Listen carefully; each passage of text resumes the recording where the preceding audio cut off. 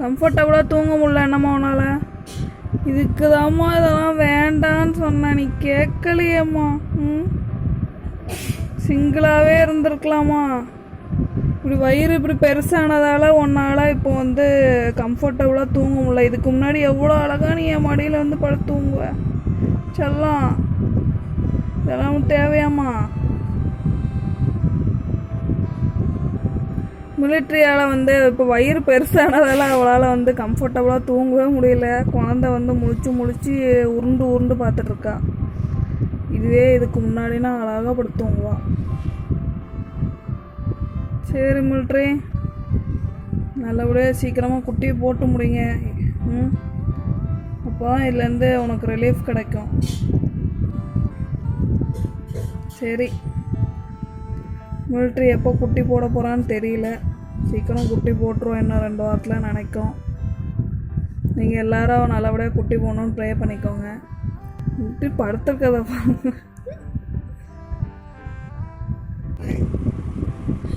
Military, என் செல்லம் இவ்வளோ அழகாக படுத்துருக்கு. என்னம்மா தங்கப்பட்டு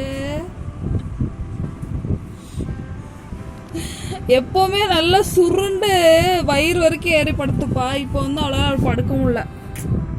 வயிறு பெருசாக இருக்கிறதால குழந்தைக்கு வந்து கஷ்டமாக இருக்குது. முன்னாடி சொல்லலாம் பாவம் பாப்பா. என்னம்மா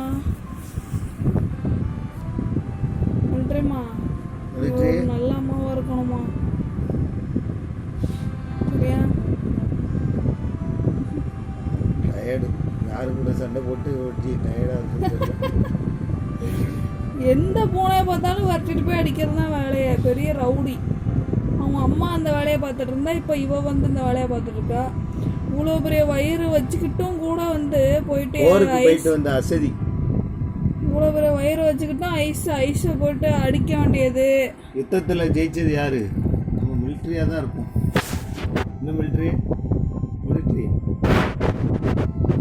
அடி வாங்கின கைப்புள்ளைக்கே மூக்கில் அடிபட்டுருக்குன்னா, அடிச்ச கைப்புள்ளைக்கே மூக்கில் அடி, வயிற்றுல அடி. அப்போ அடி வாங்கினா உயிரோடையா இருப்பான். ஆனால் அவளும் வந்துட்டு போகிற ஐஸு பாவம் வந்து சாப்பிட்டு.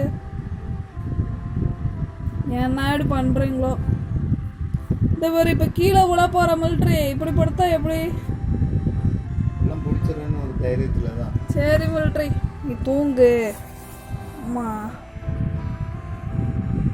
படுத்துருக்காது போச.